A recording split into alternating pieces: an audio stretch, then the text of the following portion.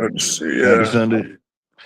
And I want to kind of do a quick one of these guys, not too long, because I'm trying to get some football action going. But as you saw last week, Ro, your Hmm. boy Sturdy pulled up and nailed the trivia question out of nowhere, and he wanted us to talk about. I guess he said what type of player would be most impactful to this team.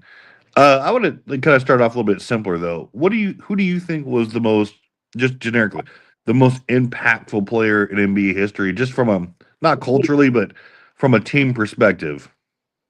I'm gonna go over Magic Johnson. It's Fuck funny you. because I debated Sturdy on this last night. Oh Hold, yeah. open it. Hey, you want it? Hold on a second.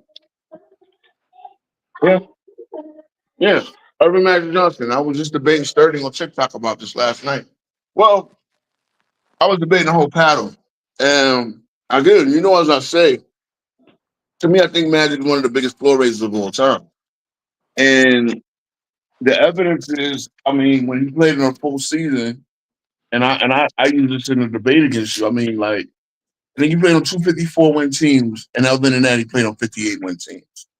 Now, again, right? It's so easy to say that the collection of talent was so easy for them to do, and you're right.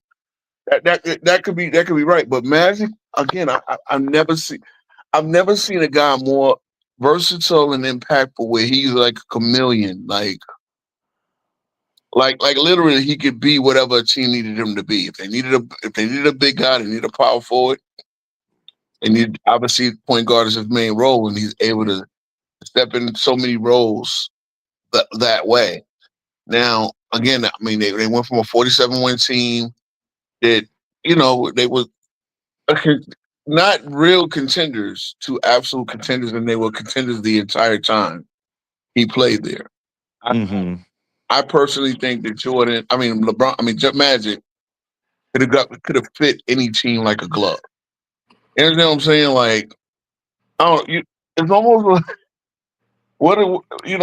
some of these all weather gear, all like no matter what role you needed. And again, you talking about when he needed to jump center and play center throughout the game, he did that. When Yeah. you needed him to score less and facilitate more, he did that. Needed more rebounds, he did that. I mean, the only thing you can say and again, but relative to era, wasn't really an issue, was shoot from the outside. Never really needed to, but I have a feeling he would just like if Jason. Put it this way, if Jason Kidd could turn himself into a decent 3-point shooter, so could have Magic Johnson. So that's my guy.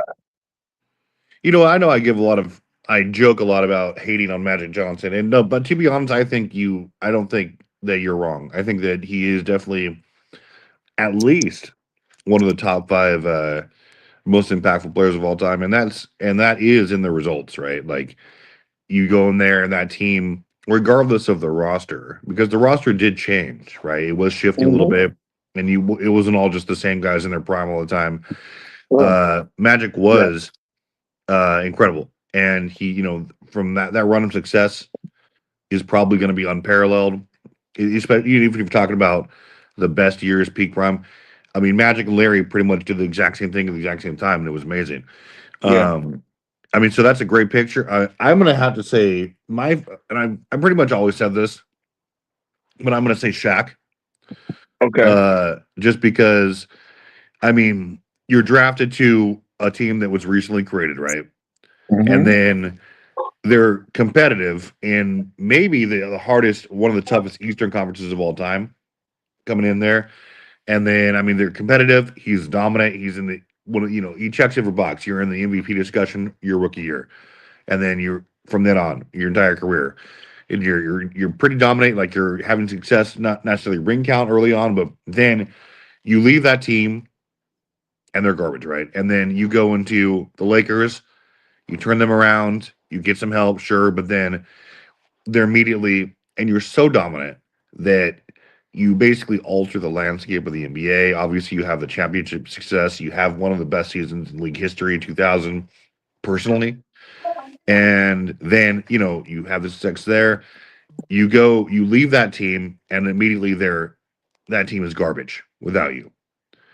You leave, they're the worst offensive or worst defensive team in the league. And like you really see your value. You go to Miami, you win a championship almost immediately after that. I'm not saying that Shaq carried the team, but Shaq was definitely the best player on that Miami team a lot of the time. Obviously, Dwayne Wade, that was Dwayne Wade's team. He was the best player, carried them in the playoffs. Shaq was the leader. He was a stating influence on the team. He was great statistically. He brought that championship experience to that team, right? And so, I mean, I think Shaq was very beneficial everywhere he went. Obviously, you could see the impact in everywhere, just about everywhere he played while he was still relatively prime. Obviously, we know about Phoenix, Celtic, whatever. But I mean, I think it's like if you put just one man, put him on a team, and you want to see like results. To me, I'm not, and that's not a knock to players who have stayed on their own team, right, their entire career. But I think it's Shaq. But there's no just one answer. Like I said, Magic's a fantastic answer. Shaq is. What did you guys in the chat think? Who was the most impactful player of all time? I think that's a very good debate topic, honestly. Yeah, I mean, I don't disagree whatsoever about Shaq. Yeah, they were bad. So comes they're 41 and 41. I know they had pieces like Scott Skiles, Jerry Reynolds, and Yeah, I've always young. said Scott Skiles is a top 5 player in NBA history too. I mean, he was a hell of a passer. I will say this: he was a hell of a passer. As a coach, he was a little much to deal with, but I think he was a good coach. He Does should he have the always same the record for assists in a game still? Or is still that him? still has that record, 31. Yeah, that's crazy. 31. I mean, he did that with the expansion. See, I love when they talk about the expansion teams. The Yeah. expansion teams they put guys in positions where they wouldn't have been starting otherwise in a lot of these places, but Hmm. they wound up with long careers based on the fact that they were given, expansion leads to more jobs leads to more opportunities. More opportunities leads to more, good guys like Scott Skiles doing that. NBA record, but he was a really good, great, solid point guard. And, Hmm. when you only have a certain amount of starting point guard jobs, a guy like Scott Skiles could go out there and, get an NBA record. One of the records we kind of look at is not unbreakable. Somebody might get 31 one day, especially the way they run offense now. Oh my God. But yeah, that was quite the game. And he was a hell of a passer. Yeah, he was a hell of a passer. Hell of a Well, point guard. definitely. I think one of the more underrated passers, right? And like you touched the expansion part of it. Like I hate that argument where people say, well, there are expansion teams here and the expansion era coincided with your favorite player. Oh, and so that means, we don't to rank as high or some stupid crap like that. Like I hate Now that here's because the- without expansion teams, I mean, what do you want the league to have remained 8 teams, like their entire like exactly. This is my point. You criticize them for being lack of teams. Then then when the expansion team comes to give more competition and bring more players into the league, well, that waters down the league. No. It doesn't. It doesn't. There are a lot of guys that can play who are very good at basketball, and yeah. Well, you waters know, down the league is when you have 90% of the people who are good not allowed to be in the NBA. Because thank you, there's not enough teams or thank whatever you. the case is, and so you need more teams so there could be more opportunity.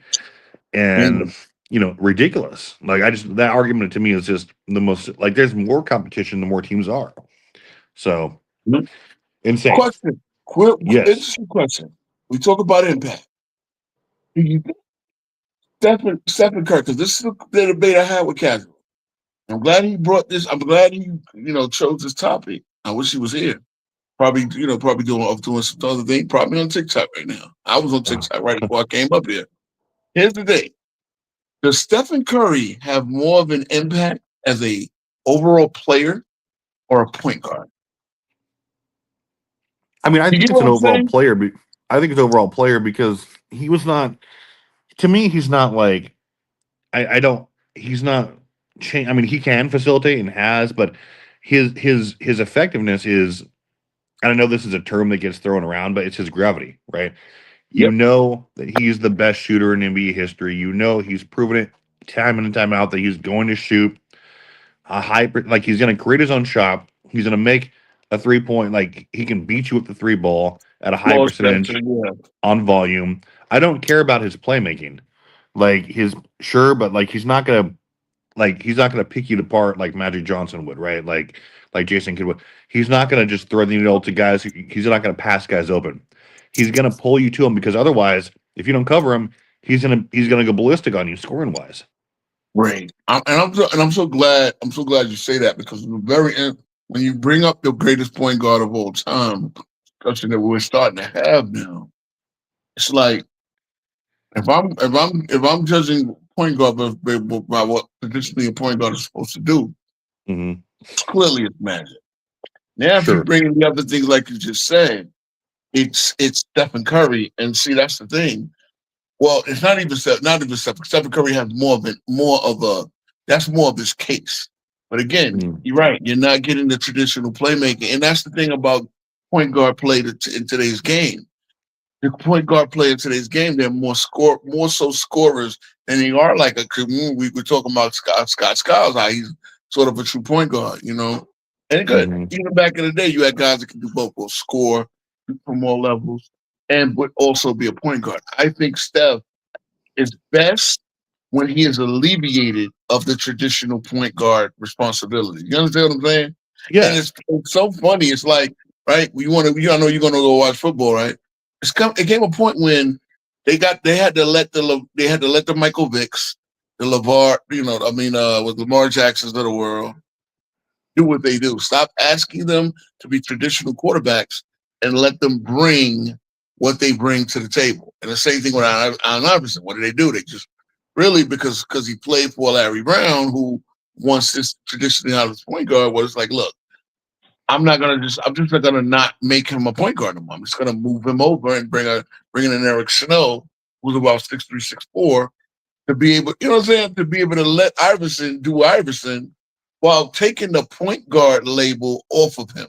In a way now, because we have so much positionless basketball, no one's asking Steph Curry look, he still shares in the playmaking role, but that's not his alone responsibility. And and that's why I always said when I made my argument, he needs a Draymond Green out there because you notice this with Draymond Green and then Jimmy Butler came coming there, alleviated him of now you got three playmakers with the Warriors, and they were able to go on that run. So when you're comparing the point guard, right? Let's just say Steph Curry. But why don't you judge Curry as a guard? Because it really is no comparison if you're judging him as a point guard in comparison to a Magic Johnson, right? There's no comparison if you're judging him as a point guard to a Chris Paul or a Jason Kidd, because Yeah. those are guys that do what a traditional point guard is supposed to do. But Steph Curry is at his best when you alleviate him. And it's funny because guess who came in that YouTube? That TikTok live Who? and agreed with me, Johnny. Johnny? I was Johnny, about to mind guess you, that. he didn't hear I said, bro, these dudes got me agreeing with a Johnny. You cannot make this up. No, for sure, because at some point it's almost like right now things are so positionless. The actual names of the positions are just something that you say, right? It's just something that somebody's listed as. But you can Exactly. play yeah, I agree with you 100%. Steph Curry was always at his best, like when they were initiating their offense off ball, and he was trying to get up, and Draymond Green was bringing it up, or you know even clean up like someone else was bringing up, so he wasn't the focus automatically of the defense, and he could just do his thing because he's really just he's just that transcendent scorer. He's there to stretch the to create space for everything else, and it always has flowed through him. And Hey, it's really you just do what you're best at. And like you said, Magic Johnson, pass anybody open. He was he could score at will a lot of the times. Also, he had a deep bag, and it's what you're good at. Like we'd never say, hey man. Shaq, can you run the point And consistently at least? shout out to Viz. And we all know Viz has been on his Expose Lamont FYF Oh, dude, Viz is doing the Lord's work. yes. But here's the thing, right? You said he was able to do that with the Monte Ellis, but with the Warriors a great team with Monte Ellis. I don't even think they made the playoffs. They didn't make the playoffs until Takes a Splash village. Brothers became a thing. Yeah, so so that's what I'm saying. It's like it's a very interesting argument because when we do compare recovery, it's almost like you know what it is. If you play fantasy basketball, you're not drafting Steph to help you win an assist, right? You're not drafting.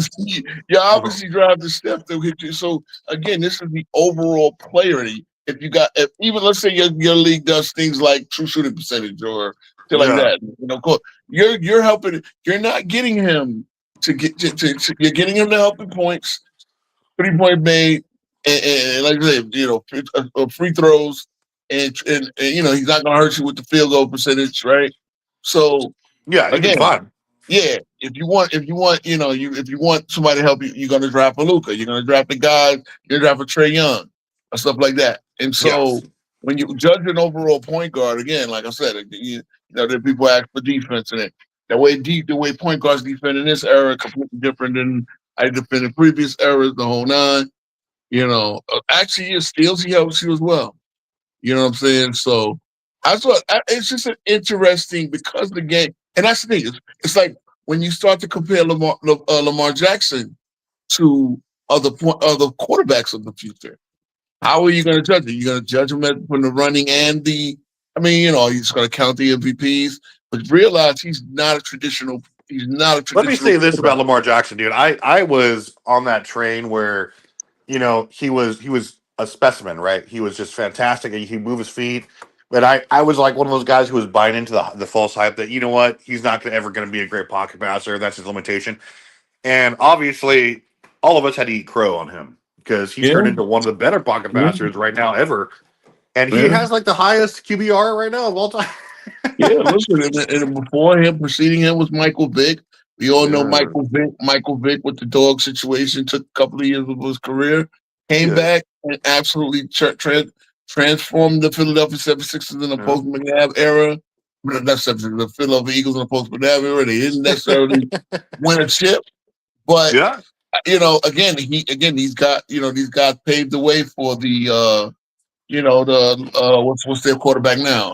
Jalen Hurts. And again, not another non-traditional pocket passer, Hmm. who does have a certain amount of success. And Jalen Hurts has success Yeah. No, of the Jalen Adams, football, he's out there putting in work, doing what they want him to, need him to. Yeah.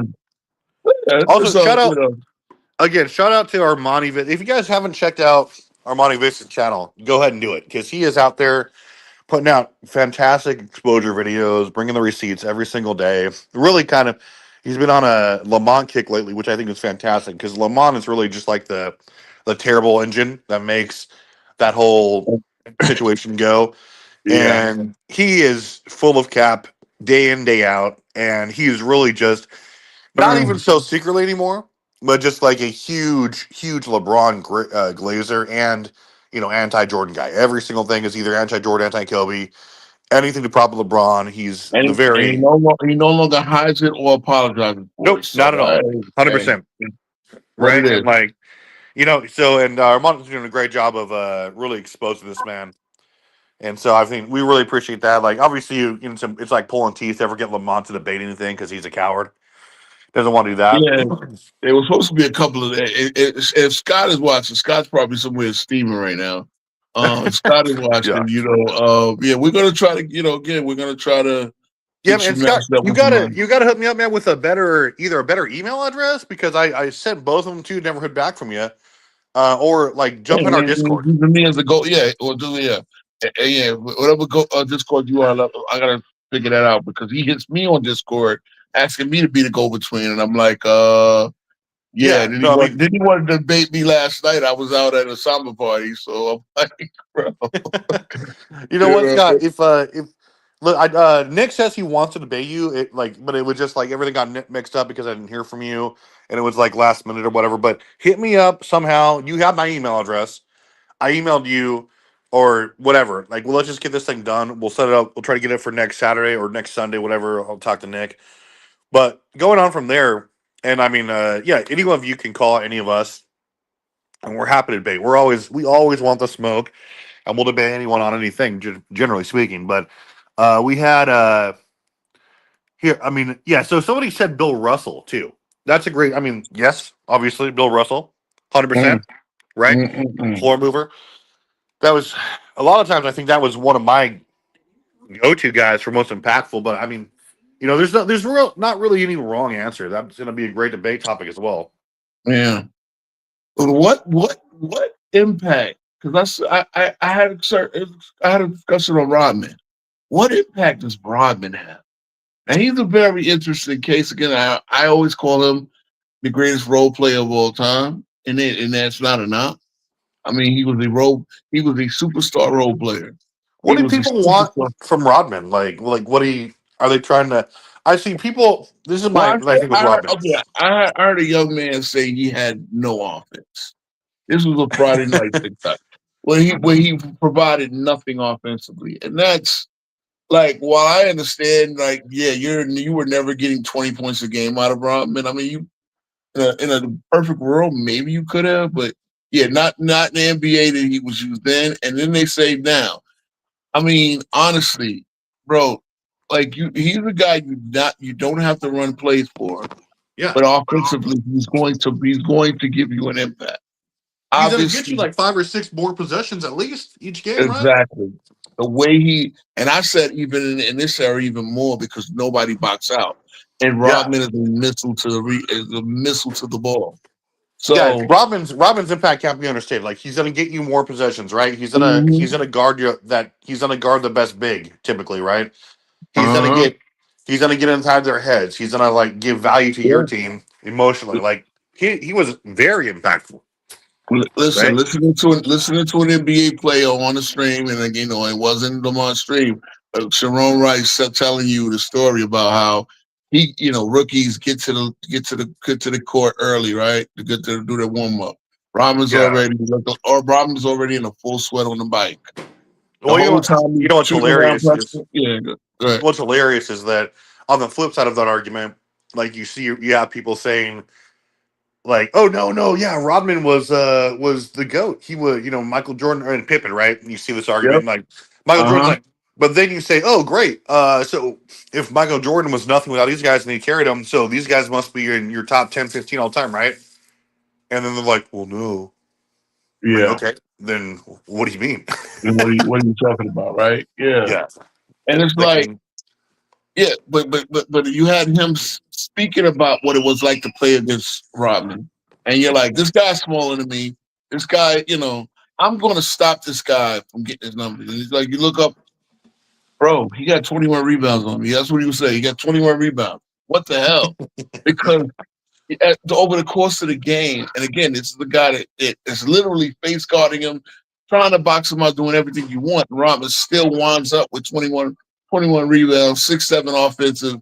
You know what I'm saying? So in yeah. this era where they don't even box out, where a lot of players, a lot of big men especially, don't take pride in getting rebounds or Hmm.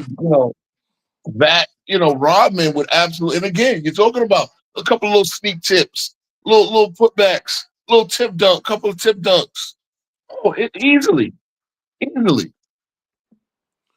Oh You no, know, Robin would average 15 rebounds a game like you're done. You're like at least I pretty mean, good. he couldn't. I would see a season where he averaged 20. He'd be the first guy since I'm trying to think whoever averaged 20 after the 60s. Moses was close and that didn't quite make it. We could. I think. Did the doctor do it in the ABA? I think he had 18 in the ABA. I know he had 20 in college. Didn't You know, Moses Malone do that or no? I don't. Let me look at Moses. Let me look at Moses real quick. I don't think. I Okay, think his guy was 18. I think Moses. maybe. Shout out JB. How's it going, man? How's it going, gentlemen? Good, good. Good. JB, who do you think is the most impactful player in NBA history? Who do I think is most impactful? Good. Wow, whew, Right off the bat, let's go. that's tough. Well, I was tuned in earlier, and Rose said Magic Johnson, and when I think about Magic, I think like he's like the most enthusiastic team leader that I've ever seen play. But man, that's a tough one. That That's a is tough right. one, man. That's a tough one. I tell you what, I mean, when you start talking about winning, I mean, Bill Russell won for a reason, and then Wilt with his dominance, and then Magic Johnson, and then what can you say about Jordan? I mean, it's really it's a tough call. It's a JB tough was call. good. What's up, I bro? was looking up. Yeah, I guess I went to the wrong. What's the name? Moses' career high was 17.6, and I believe that was in the ABA. No, it was in NBA with Houston. But 17.6 is his high. Let me see his playoff high with Moses. Moses actually did in a 2-game series that I think they lost, but he averaged 20 rebounds a game in a 2-game series in 79. But I mean, getting 25 offensive rebounds in 2 games is just freaking bananas. Crazy they lost, but yeah. Yeah. That's a tough call. Yeah, they lost to the Atlanta Hawks in that 2 game. This is what the first round was best of 3. Sort of like the WNBA does now. I mean, Dakota Brock, you can throw on NBA Olympic teams, but I mean, I think it's more of like a little sample size, right? Like, NBA teams, because you have a little bit more to work with there. Olympic teams are kind of a little bit more balanced, right? You would think. But I mean, sure. I mean, who was you said Kobe, right? Kobe Redeem Team, what was it, 08? For sure. Lou asked an interesting question about defensive anchor. You see that one? Best defensive anchor of all time? Gotta be Russell, right? The team ranked defensively. Yeah, I think it's Russell. I think it's definitely Russell. I mean, you talk about a guy that just covered up for covered up. Sometimes the defense has to cover up for a lot of things and really kind of set the tone defensively. A lot of that goes into it, man. People, I always say this about defense. There's no stats that accurately measure defense. You have to really kind of look at a variety of things and then the eye test. The best defensive anchor can cover a lot of ground, can set the tone, really sets the tone of how you defend. I've always said it was Magic Johnson.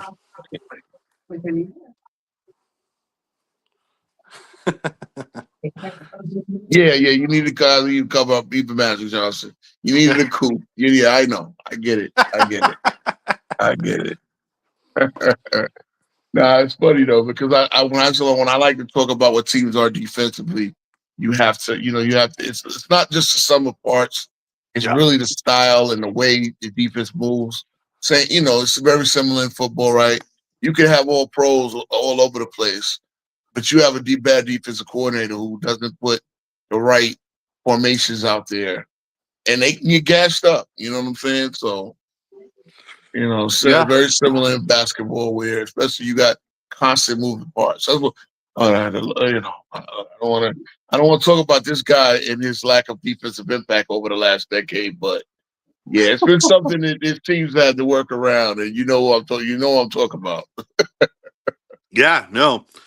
And guys, at this point, because that was, this was an answer to Sturdy's question we're kind of discussing, but feel free I'd like to do a little Q&A for you guys here. So the link is in it. Hold on, let me put the link in my stream. Oh yeah, go ahead. Yeah, there you go. I dropped it here.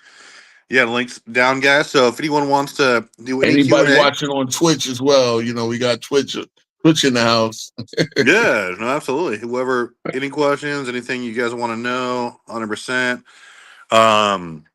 But yeah, I mean, that's actually a great question that he had there. So I mean, it's open ended, not really an easy answer. Like I said, that'd be a great debate topic. But yeah, I mean, if anyone has anything else, for sure, like I said, it's not like JB said. He named a bunch of players too, and so it's really depends on what you think of impact, right? So, you think anybody will average 15 assists a game again for a season? Yeah. Wait a minute. I mean, I think it's possible. I know Stockton did it a couple of times. It's possible, man, just based upon the style of today's game, and if you're really just into that. I mean, I think that Trae Young could, but he'd really have to kind of sacrifice a little bit of his game. Yeah, they would have to run a crazy offensive pace as well. Yeah, 15 is wild though. Wait, Stockton never did it. 14 and a half. Hold on. And yeah, so it will be the first time because Magic didn't do it either, right? Magic, yeah, I don't. Yeah, 13-1 is his career Yeah. high. So yeah, pardon me on that. Well, anybody ever average 15 rebounds? I think somebody will get 20 rebounds a game. The way the same pace is, I think somebody's going to come in and become a rebound gobbler. I mean, Wemby could do it, right? Possible if he's built like that. Mm-hmm. Really, just somebody who's dedicated to their craft and the boards and everything else. Really just depends. But with today's pace, anything's possible without those numbers. Yeah. And Michael Jordan would average 45 points a game in his age. Tyler was not captain. 40. I mean, that thing. I don't know, man. I think Mike would be like a 35 guy. I don't think he'd 45 just because the team. I don't know if the team would allow that, right? Like one guy takes. It depends on the team, the way the team. Yeah. Yeah. He would definitely be plus 30 at least, on good efficiency, 100%. He could easily lead the league in scoring. Bro, when we have 7 guys that can get 30 in one season like we had it last year, Yeah. I think, he would get 30 in his sleep. And Mike would definitely be one of those guys. What it says he would average 90 a game. Salute, Maybe. fellas. Can I be heard? Yeah. Hey, man, how's it going? All right, guys. Appreciate all of you guys' platform. A big fan of all of y'all, especially JB, man. It's just something about, I know JB, he goes on his stories and everything, but I find him very entertaining. And I like the way the platform is going, man. We having these non-combative conversations if it's necessary. And I like the fact that you guys don't run away from the smoke either. But Absolutely. yes, my question in the chat was talking about the defensive anchor term, and I noticed that term is relatively new amongst these debate channels and everything. And I noticed how it's used. I mean, of course, we can appreciate a great defensive player that can support the rim protection, yet play the perimeter as well. Just overall um, versatile defender. So I think that's what the term is usually meant for. But at the same time, it seems like it's thrown in there for guys who specialize in defense, but yet having a less than equal offensive game. So, like in these all-time conversations, but it's not necessarily used as I'm like say like you have a all-star player, an all NBA player, but his number two is a quote-unquote defensive anchor. So to me, it seems like it's used to like boost that guy up and kind of downplay the all-time player. But that's just my opinion. What do you guys think? That's a great take. Real good take. And you're 100% right in my opinion because it's like, it's become impossible these days on a lot of these channels and a lot of these, networks where you can't just give someone credit for doing what they did well without saying, hey, and that makes XX player not as good as someone who didn't. We've gotten away from just, hey, appreciating the game and the players. No, that's a real good take. What do you think, JB? Oh no, that's a great take by my man there. And now when he was making that take, I was thinking about a video I came across a couple weeks ago with Pat Riley. All this talk about the '90s was subpar and all this, but in all actuality, when Pat Riley took over as head coach of the Knicks after wasn't that Stu Jackson Rowe who coached the Knicks for a minute there? Was that Stu Jackson? Rowe is dead at the moment. Yeah, I think Okay. I think Yeah, I he was think right he before. you're right, though. came after Rick Pitino, and then Right. Pat Riley I took think it was over. before Rick Pitino. I'm not sure, but go ahead. My fault. Yeah, and he took over the coaching ranks for New York. And the first thing he was talking about how much more competitive defensively the NBA became in the '90s, where they emphasized closing out on the jump shooters and stuff. And this was a common uh, uh, habit that he reinforced to his team And I really think the reason why it became more of an emphasis on defense, not saying that they never played defense back then, because they did, but I'm just saying I think the greatness of Jordan actually led teams to conclude the only way that you can really have a chance against that guy, you have to ramp up the defense, especially what the Pistons try to do to him, before the Bulls overcame it. But yeah, I do think they may overemphasize the defensive prowess of players today, when it really should be commonplace to try to downgrade the players of yesterday. And yeah, I do agree with that. Okay.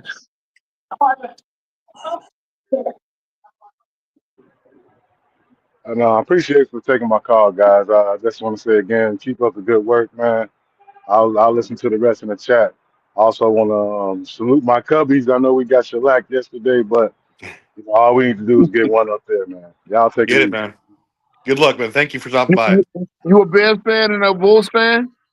Yeah, Bears fan, Bulls fan. I'm from a time where sports was a little more equal as far as like sports fans and everything else. So I just grew up being a fan of all teams in the city and not just, So a you, quote unquote basketball fan or quote unquote football fan. So yeah, He's a man. real Yeah, fan. yes, sir. Yes, sir. yeah, Mm, I feel you. mm. I Hey, go feel Bears you. today. Go Bears. Like Thanks, yours. man. No, the Bears not playing. They're on a bye week, but Oh, we'll my take dumb this ass time to thinks so. kind of we'll take this time to get a little healthy and maybe like try to build off a great win we had last week. I'm not expecting playoffs or anything like that. We're just trying to take the next step. But That There you was a go, good man. win. That was a good win for the Bears last week. Hell yeah. Now, by the way, Bears was one of my Washington is my squad, but I used to always love the Bears because of Mr. Walter Payton, the legendary Walter Payton. So I always love the Bears too. Absolutely. I like the Bears when they beat the Packers. Fantastic. And- and- Interesting enough, I might not have a crazy legit reason, but I do got your Bulls right on the cusp of the plan. And I think, I think the Bulls is I tell you this Buzelis kid, I like what I see from him, right? He's very athletic. He's only 20 years old. He is your future, right? And between him and Kobe White.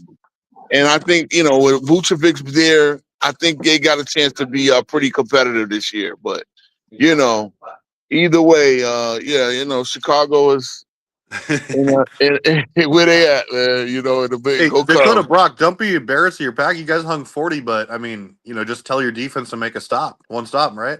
Your offense looks fine. But God I damn mean, it. Grant, Angry O Hoops is going in on Bronny with his 8% Man, preseason debut. AOH, I'm telling you, man, that dude he be illustrating some funny videos, dog, but he be right on the money though, man. Right on the money. yeah, And I like.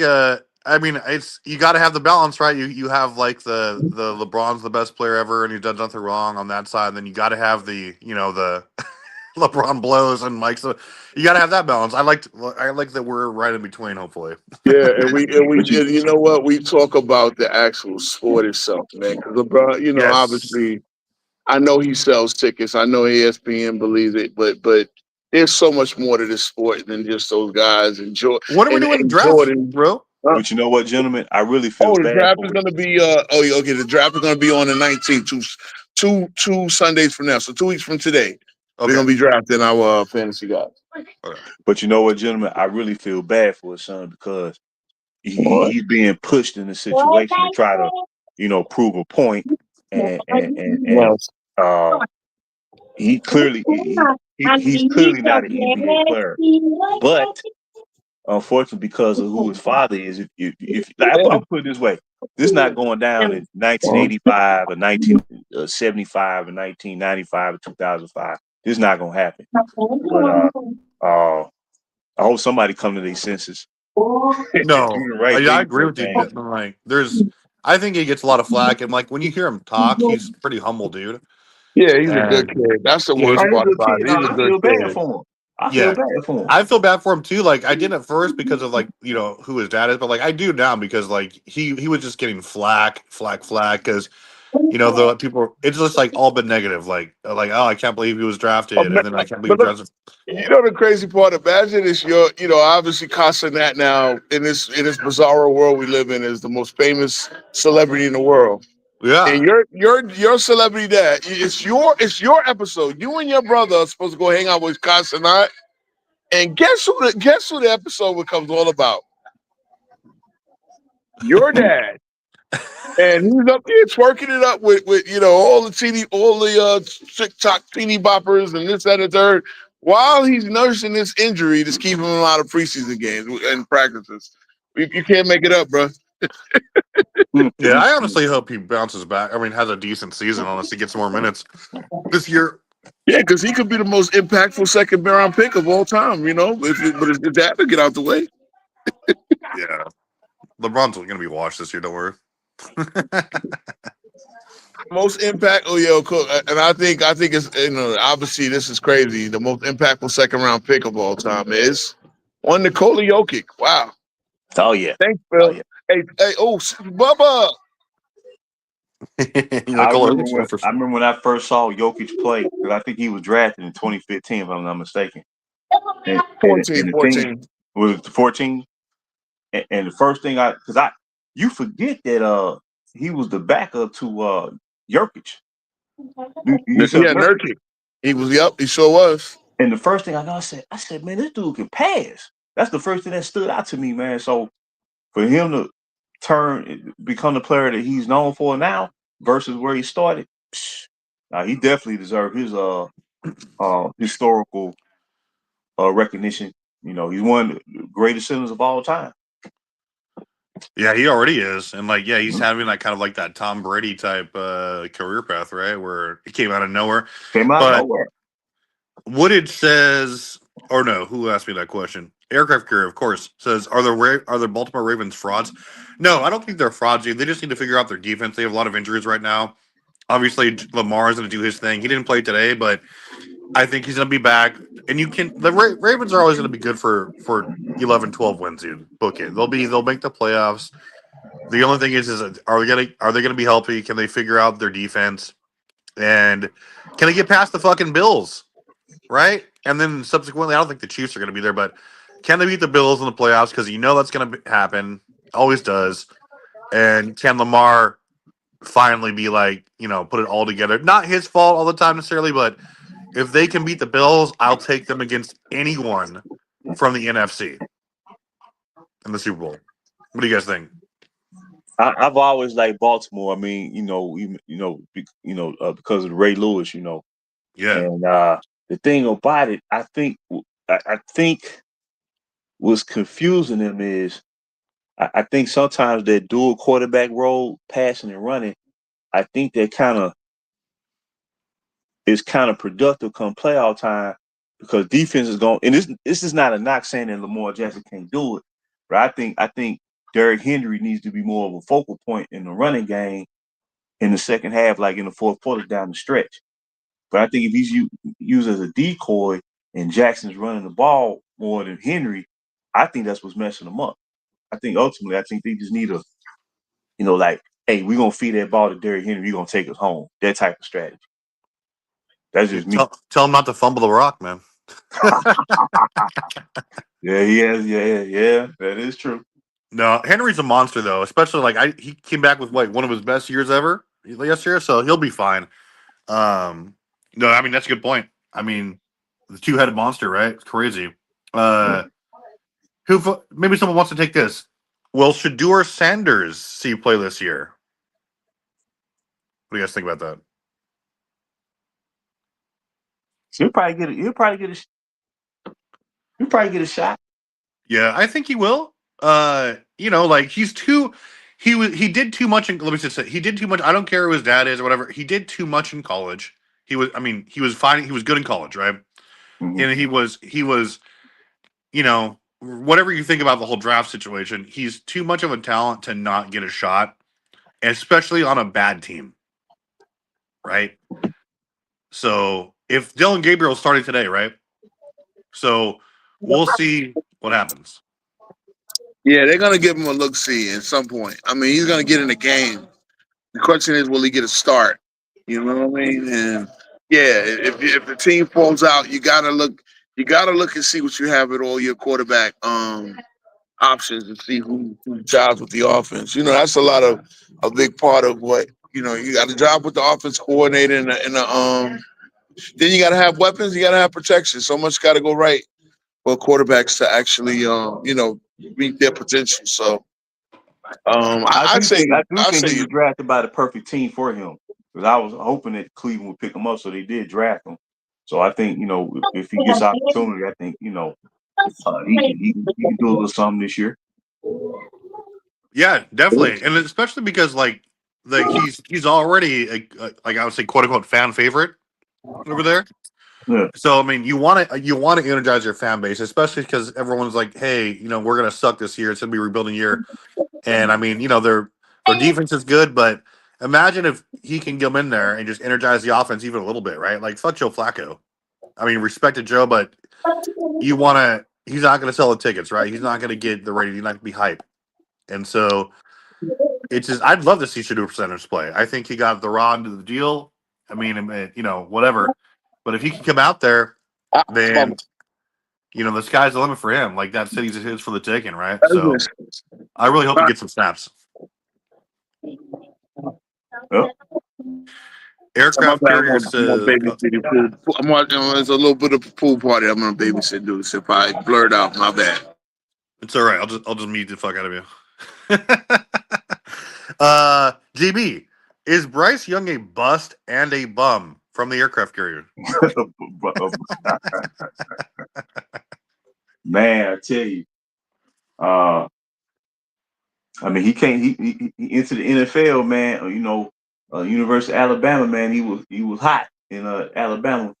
Uh, I think he was just dragged to a situation where it was the worst team in the league, and it takes a while to build a team like that up. So I guess it's wait and see. But he playing better this year, though. Yeah, it was like they're like they still fucking suck, but he hasn't been bad this year, Yeah, honestly. he's been playing pretty solid.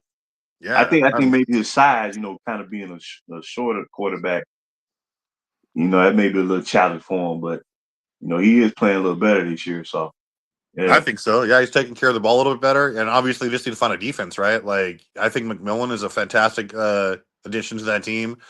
They just need to get some more pieces around him. But hey, like you said, drafted the worst team is completely still in rebuild mode, yep, and like they're not going to be division contenders, but they're.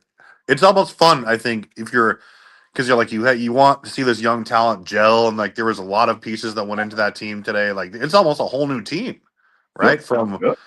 from last year. So great, man. I mean, just give them time. Do you count ABA chips as part of a player's legacy? I think so. I mean, that's a good question. I don't know what your guys' take on that, but ABA chips, I think you should count because you're playing the same sport, right? And like it just had to figure their shit out. What do you guys think about that? I do because all of this history. First of all, without the ABA, the NBA might never have a 3-point line, right? So everything that the ABA did, and again, you brought the game to different markets. You actually grew the game, even if the business model didn't work out for the ABA. It brought us 4 teams, right? Pacers, Nets, Spurs, and the Nuggets, right? Two of them have championships. One of them was just in the finals. Um, yeah, it's definitely they definitely should count. Uh, they definitely matter. Yeah, definitely. What do you think, JB? Oh no, I agree, gentlemen. Like I said, yeah, I believe because you've had so many great players from the ABA that help really elevate the NBA. Going into the late '70s, going into the '80s. From Dr. J to George Gervin, Otis Gilmore, even like a player like a Bobby Jones. Legendary players, man. So yeah, I believe it should, no doubt about it. Yeah, definitely. Did they, or is that thing still in the works where they're going to try and move the stats over for their actual records, these guys? Because I was I hope hearing that so. I was, hope so. I hope. I know they did it in baseball with the Negro leagues, all the black baseball player from Negro Leagues, they're going to include their stats as part Yeah. of Major League Baseball history. I think that's a good thing. I mean, they should key off the MLB because I think, yeah, I mean, there's no reason not to do it, right? Yep. Like they were standing. I mean, there's the same thing, playing the same sport. I mean, and I think if they did that, I think that Dr. J would probably be a lot higher on most people's list, right? Among other players, obviously. But And to tell you the truth, I think Dr. J arguably is the league's greatest ambassador to the game. I really believe that. Well, yeah, and I tell you this, I definitely have Dr. J.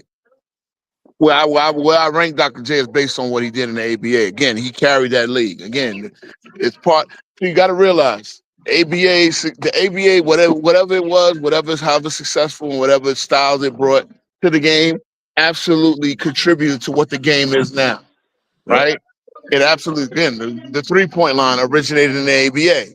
Without the ABA doing a 3-point line, you might not have a 3-point line in the NBA, which is revolutionary in the NBA today.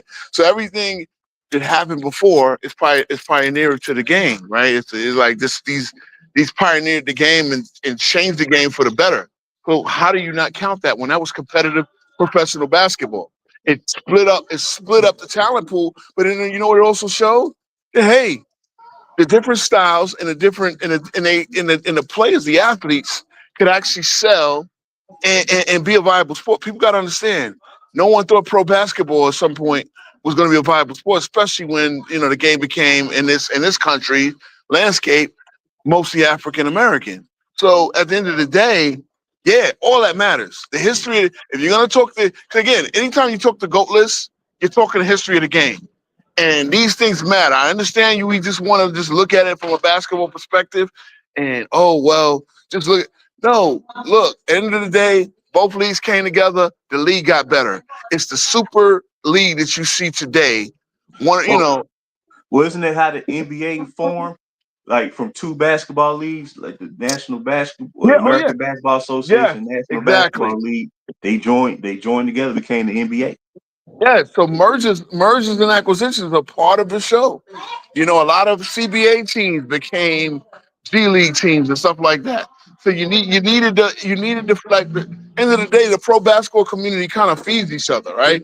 Even now we've gotten to the point where the league is trying to expand to do a Euro League to also be possibly a feeder league. So I almost look at it because right now too, and I know I bring up wrestling a lot as a parallel because the NBA survived because it became an entertainment league. It's an entertainment sport, and that part of that entertainment means doing things like investing in other leagues, investing in the G League. I think investing in the G League kind of saved the NBA as well because you now have teams that don't just have to rush young guys in there.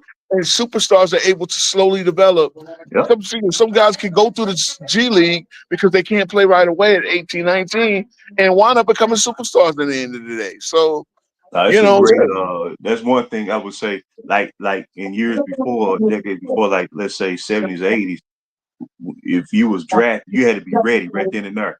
The CBA was like the secondary league, but I think the G League is ran better than the CBA. So I would say, the G League has been great for the league. So we were talking about, and again, remember this is a conversation about impact. So impact, guys playing in NBA. Again, Connie Hawkins. Shout out to Connie Hawkins, who was blackballed from all professional except for the Globetrotters in the ABL. And eventually he got his time doing the ABA and he became a Hall of Famer, MVP candidate, perennial All-Star. There you go. Yeah, and he's being able to not just ride away and playing another league was allowed for us to see an all-time great. So, it's just all this matters, man. All this matters. It's pro basketball. Remember, and there's no such thing as the NBA Hall of Fame. It's the Naismith Hall of Fame, meaning exactly. It takes into account the whole basketball community. So, you know what I mean? Let's see. No, for sure. And he says, next question is, I guess, so Ro, he said he wants to know what was Connie Hawkins blackballed for? Connie Hawkins was blackballed, but for one of the things that are even to this day, right? Especially now with gambling, and this is going to be a hot button issue for the NBA as well. He was blackballed for being accused or being implicated somehow in a non-founded scandal, point shaving scandal at the University of Iowa. Here's a Brooklyn kid going to school at the University of Iowa who wasn't even allowed to play on the varsity team. And I'm not sure he even played for the freshman team yet. And they accuse him of taking money to shave points when he couldn't possibly shave points for the varsity team because he wasn't even allowed to play. So it's like supposedly he took out a loan for $200 to help him with expenses, and somehow they tried to implicate him, and he was expelled from school, kicked out. He had to go play in the ABL or something like that, right? And then he had to play for the Globetrotters for 4 years just to make money. And his whole college career it never happened, bro. It was an absolute travesty what happened to Connie Hawkins. And you know, again, you're talking 1960 in this country. He's in the middle of the Midwest, a Brooklyn kid. Makes sense. Yeah, I mean, you know, again, I always talk about the CCNY scandal and how that ruined New York basketball scene forever. You had 5 colleges implicated in that, and really, the Oh, did we lose Ro? He's still there. But Oh yeah, I if, see him there. if he's on a break, really fast here, Jimmy, I wanted to, because I've wanted to do this for a while, but I think you'd be a great opponent. We have a couple of series here. We're about 3 deep on one of them, but it would be our first one on this other debate. The debate topics are like, what NBA superstars or what top 10 players have had not even top 10, but what NBA players have had the biggest playoff meltdown? And like we've debated that. And then one we haven't done yet is comparing who had the greater playoff series. And so I would love to debate you on one of those if you're choosing, of course, because you're one of the people I haven't had a chance to go head up with yet. Would you be interested in doing that like next weekend or something? Oh, that worked. Yeah, man. If that's the case, pick one of those things and then just tell me which one you want, and then just say your player and year, and I'll do the same thing. Okay, that Bet. worked. We've had a lot of fun with it. Okay, oh, that sounds cool. That sounds cool. Absolutely. I tell you what, I would say as far as one of the like this had to be one of the most heartbreaking losses ever, man. Game 5 of the '87 Eastern Conference Finals, Pistons and Celtics, and I was rooting against the Celtics because I was an Isaiah fan. You know what I'm saying? Yeah. And they had the victory red in their hand, man. Remember that Bird drove the ball to the baseline, and then I think Mahorn blocked his pass, and then I think he blocked it, and then they was trying to cover the ball before it went out of bounds, and I think it bounced off of Jerry Seastein's leg or something like that. And then the referee said Detroit ball, and then they got frantic, and they had the game, and then Isaiah threw that pass in bounds, and Bird came out of nowhere and stole that ball, and then Johnny Moe, still by Bird, underneath the DJ, lays the ball, it goes in. Oh my God, iconic. Bird, that shit had to be gut wrenching, like Oh yeah. And then like Danny Ainge said, he said they forgot about Larry Bird. They forgot about that. Oh yeah, no, they super the did. right there. They cost them the series. Oh, 100%. Man, but that just shows you, man, Larry Bird, man, he said he ripped your heart out, man, because you didn't see him, and all of a sudden he wasn't even in the camera view, and all of a sudden, man, he just appeared out of nowhere and steal that ball, dog. Oh yeah, Bird's like instincts for the game are a huge part of the reason I have him top 10. Like just his mind, like even like a lot of those players then have said that they're like, you know what, like James Worthy, I think had one of the hardest quotes ever, where he was like, you know what, I'd much rather guard Michael Jordan than Larry Bird. He's like, because man. He's like, you have to think when you do it. He's like, and like, Isaiah Thomas was like, hey, if he's like, if me, Magic, Jordan and then Larry go into a Oh room. yeah, Larry probably comes out. Bird be the one that come out in the end. Well, I'm telling Crazy. you, and them finals versus the Lakers and Celtics, man. Every time Bird got the ball, man, like I had my heart dropped because I'm like, man, do not let him get the ball because he gonna break your heart. So It was yeah, Batman. man, that was high stakes. That was high stakes basketball right there. But yeah, Bird, man, that play always stands out to me because That's a fantastic. Isaiah Yeah. Thomas, he thought about quitting. He thought about retiring at that time. That cost him the city, Understandable. but yeah. And he thought Aircraft carrier. I am not debating Rex anytime soon because Rex does not debate. He does not debate. I mean, he's been called out repeatedly by a bunch of people. He is not really that much of a debater. He'll sit there and monologue for an hour, but he will not debate you. And he is also he is a self-styled not a fan of today's game. He says he hasn't really watched games in decades, so it really wouldn't be a fun debate, honestly. So I don't care. I mean, if he wants to refute that, no. But like I said, offer's always on the table. You know, I've had like 3 different people come to me wanting to debate him, and he never steps up to the plate. So it's up to him if he wants to do that. But anyway, oh man, yeah, Larry Bird, man. Just like I think when that Bad Boys documentary, Isaiah talked about the first time they played the Celtics in the playoffs, and he said his mother referred to his Larry Bird's jump shot as silent death. Like I said, uh, I tell you, man, this dude, tell you, man. Nah, he was a terror, man. He was a terror, and probably the greatest trash talk in league history. Some of the easily. stories you hear about Larry Bird trash talk. Shit. Yeah, and he'd go out there and scrap at people like he wasn't afraid. He was one of those guys, one of them ones, right?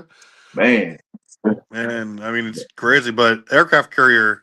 I mean, hey, yeah, we're talking about Larry Bird. I mean, LeBron over Larry Bird. I'd say it really depends on.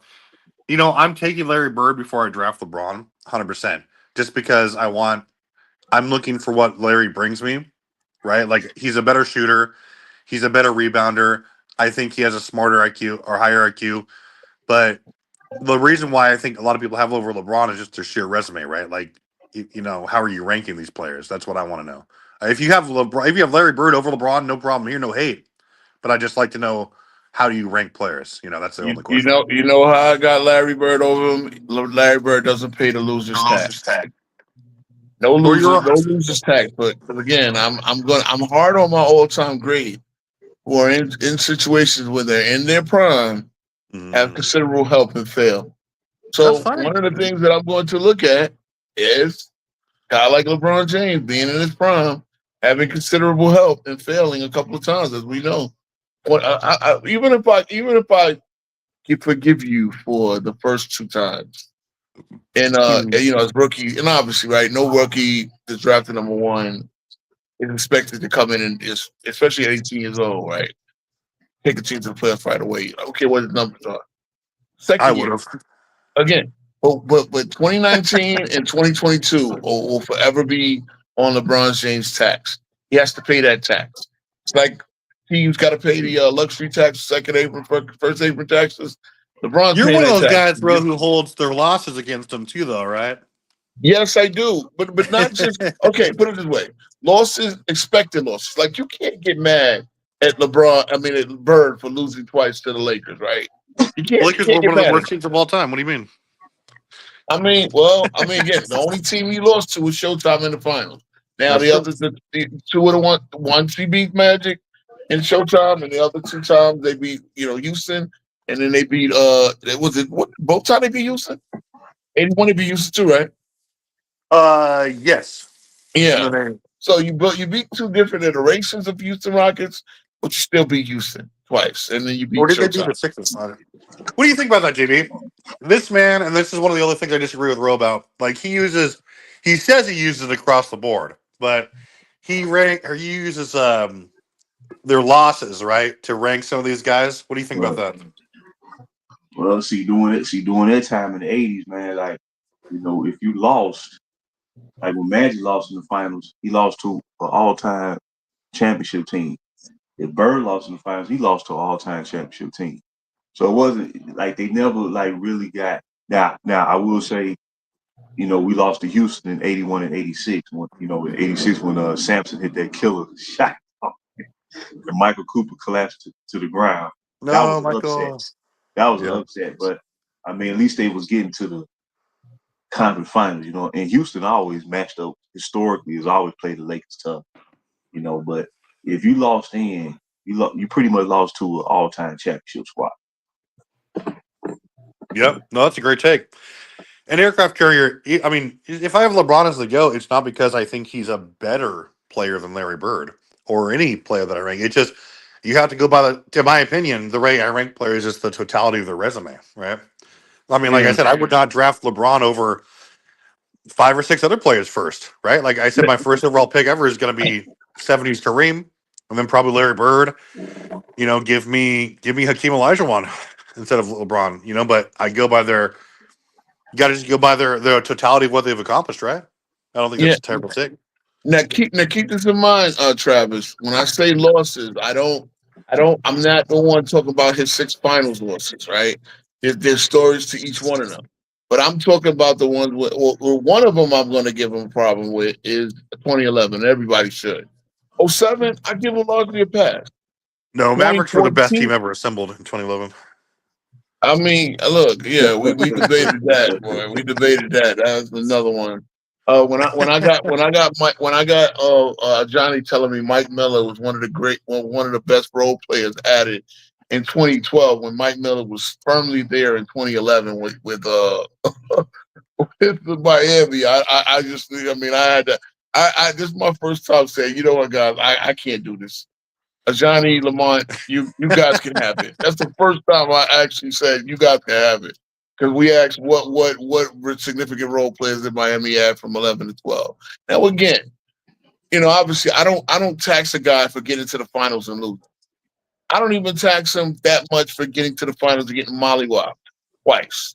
I mean, it's gonna be a separator when Kevin Durant is dropping 35 on your head and it gets to the point where you're not even guarding them at the end of the games. All right. But I am going to, like I said, when you started the season, the preseason, as the overwhelming favorite to win your conference at least, and you don't make the playoff, you're gonna pay some tax. That never happened with Larry Bird because Larry Bird never missed the playoff. Larry Bird never played on a losing team. Again, there was the one team where all right, he played 6 games with the bad back over, paving his mom's driveway. They still won 42-40. And did he play in those playoffs? I believe he did make it to the playoffs, and they lost in the first round. But again, no losing seasons. That's the biggest thing I can tax him for.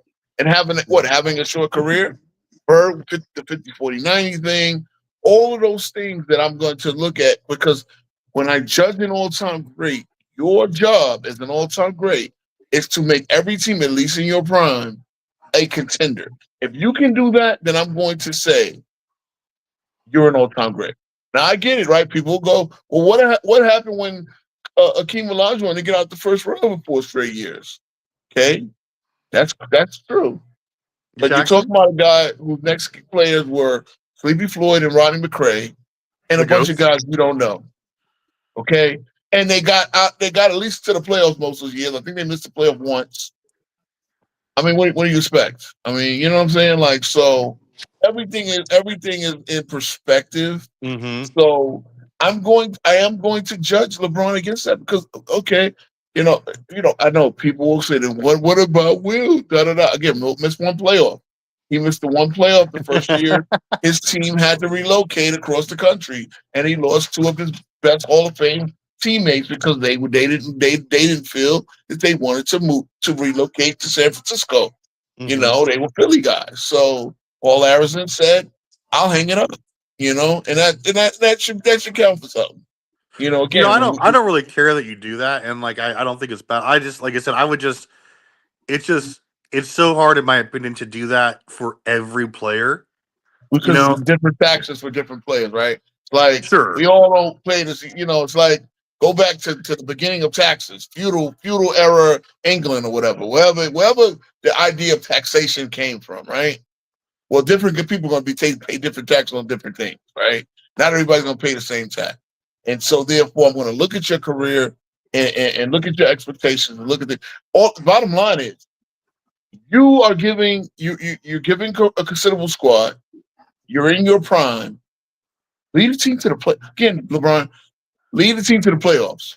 The 2 times he missed the playoffs, and both of them were in LA. Now we're talking to Mr. JB, who was a Laker fan.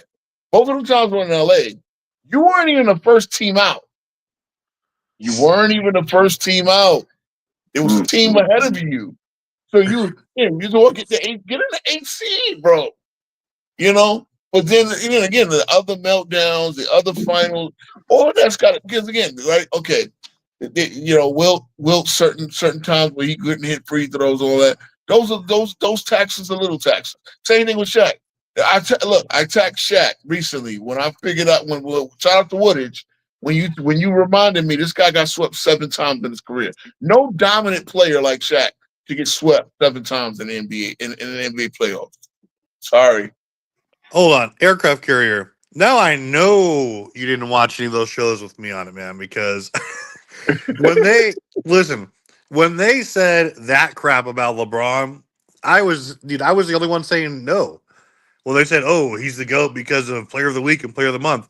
I was the one that was going against all of them and the chat and all the bullshit because I was like, "That's horseshit." Like that's the dumbest possible thing you could possibly say. And I got Eastern Conference Player of the Week. That's like the a participation trophy, the NBA version of a participation trophy. Yeah, no, for sure. And I was arguing with Johnny and Brandon for fucking hours about that until it just became not worth it. But no, I 100% agree. Like that's the stupidest thing you could possibly use. Oh, and remember, fellas, about Bird, his rookie year, he led the greatest turnarounds for victory. Oh yeah, 28. I think it was 28 wins to 60 wins, and then he led one of the all-time greatest teams in league history to the championship, 86 Celtics. That team that's a historically great team right there. Historically great team. Dude, that's one of the reasons I say that Larry Bird. I have him over Magic Johnson all time. So I think he did more. I think he was the better player. Debated Dart about that too. I don't know. Well, I remember Magic said once, he said, everybody else we feel we can beat, but the one player I feared most was Larry Bird. Yeah, Larry was that man. I just wish he hadn't been injured. Yeah. For his career. It's tough. But no, aircraft carrier, that's not me. I mean, please no. I mean, I will stand on that. Like I don't want to be associated with that nonsense. But anyway, I will have the reason I didn't have another trivia question today was I was too fucking lazy to find one, but also because we're having like a debate and we were taking care of Sturdy's request for this show. But probably gonna wrap it up here and let everyone get back to their Sundays and all that stuff. But tentatively Saturday, or if what would be the best day for you potentially there, JB? Saturday or Sundays? I'm probably gonna be Sunday. I'll know what my work schedule is. Okay. By early this week, but as soon as I do, I'll let everybody know. But yeah, that'd be fun. Yeah, no problem, man. Hit up Ro. He has my contact info, and he'll give yours to me or vice versa, and we'll set that up for sure. All right then. And yes, aircraft carrier Dart tells me that he is departing. He is walking away from YouTube. Kind of weird because he did a show yesterday, so I'm not too super sure what's going on with him. But he hasn't been available for like the last 3 shows, so don't really hear much from him. So we're just gonna assume that's the case and soldier on. But Ro, any last words? It's your pool party there. No, Ro's been very insightful this show. Very insightful. And also shout out to Ro. Ro shows up generally every stream. He brings a lot of the knowledge and can't be understated enough. And JB also does the same thing. Plug in your guys' show there, JB, for us. Oh yeah. 10 Toes Down. 10 Toes Down, and it's like every Tuesday and Thursday, and it's hosted by Ro, and I'm the co-host. Awesome. Yeah, guys. Check out that show, guys. And you got them, you got CW. Like, you have a lot of knowledgeable dudes on there who talk real talk about the game, and it's kind of the kind of talk that you really we hope to get more of, right? Like objective, great takes, analysis of the game, not narratives, not BS. So I mean, a lot of what we're trying to do here, that's why we're happy to have guys like CW, JB, and Rowan, obviously. But this has been uh Lights Out Sports Debates. Again, another episode, guys. And again, tune in next week. We're going to have more of the same and potentially a nice debate and a show. But everyone else, enjoy your Sundays. And again, thanks for joining me on the here, guys. All right, fellas. Have a good one. You too.